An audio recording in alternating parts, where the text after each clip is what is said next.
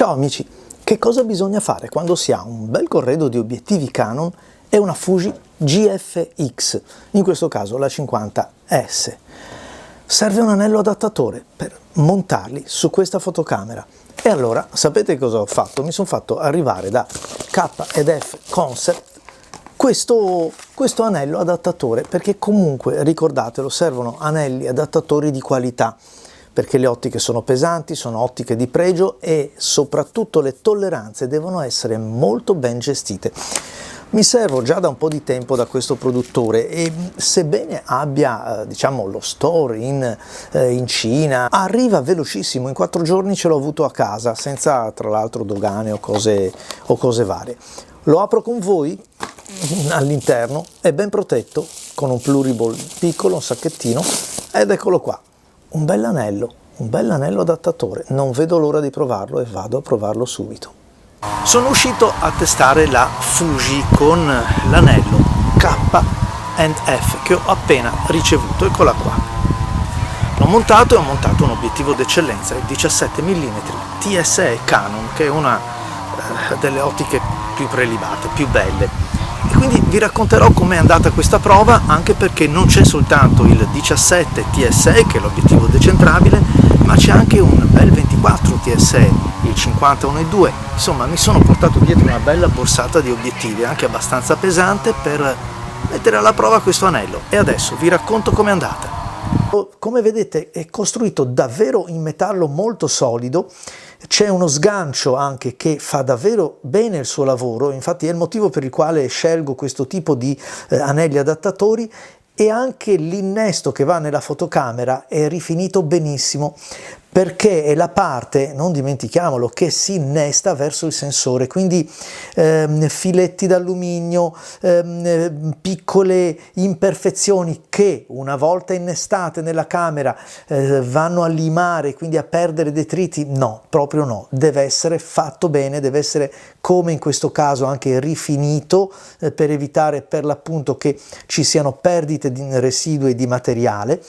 Deve essere quindi verniciato, anodizzato, come in questo caso qui. Deve esserci, importantissimo, una vite o comunque un perno di blocco, perché altrimenti l'obiettivo da una parte continua a girare e rischiate di perderlo, e altrettanto avviene sulla camera, perché se non c'è un blocco, che sentite il classico click, meglio non rischiare, perché potrebbe sganciarsi, allentarsi progressivamente e perdete l'obiettivo, e ecco, sappiamo che tipo di danni sono.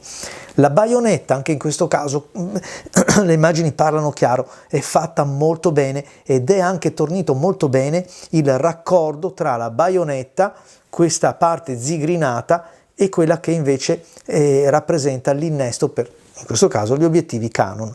L'anello adattatore di cui vi sto parlando non è provvisto di contatti elettrici, significa che non può dialogare con la fotocamera, quindi esposizione viene letta dalla fotocamera e non attraverso il dialogo come avviene su molte reflex. L'esposizione è assicurata e garantita, manca l'autofocus e mancano anche i dati EXIF che a volte potrebbero essere importanti. Ci sono degli anelli adattatori nel catalogo che hanno anche i contatti. È vero anche che un anello adattatore senza i contatti mi garantisce comunque l'utilizzo, per esempio, di tutti quegli obiettivi che hanno la ghiera dei diaframmi che si può manovrare meccanicamente. Attenzione, non elettronicamente, perché c'è sempre un dialogo con la fotocamera, ma meccanicamente, come ad esempio tutti gli obiettivi Nikon AIS, le ottiche Contax, Konica, ma giusto per fare dei nomi. K&F è in promozione con uno sconto esclusivo del 18% su tutto il sito, usando questo codice sconto che vi lascio qui e anche nella descrizione del video.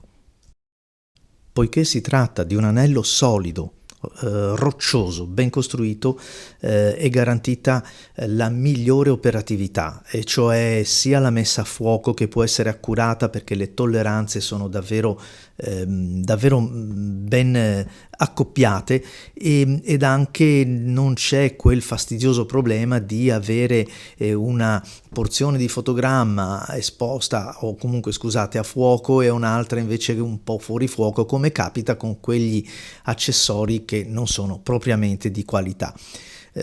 Quindi anche il flusso di lavoro quando siamo sul campo è assicurato. E allora ciao amici, io vi lascio ai prossimi video e mi monto sulla mia bella Fuji, mi rimonto di nuovo il 17 mm che tanto mi piace, perché sapete che sulla Fuji, l'ho ordinato apposta, sentite quando vi dico il click, qua lo faccio al microfono, eccolo qua. Questo è il click che devo sentire, che significa che l'obiettivo è chiuso, è fermo, bloccato, non si muove più. E questo è l'altro che voglio sentire quando parlo di anelli adattatori. Vedete come si incastra subito? Ok? Non c'è gioco, non c'è lasco. Ale.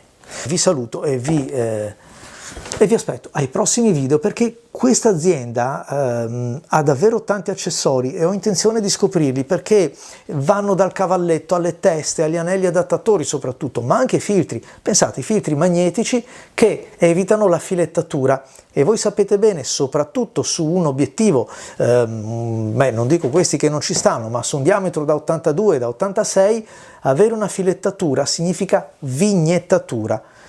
Un innesto magnetico è tutt'altra cosa. Vi lascio il link in descrizione, mi raccomando, ciao a tutti amici!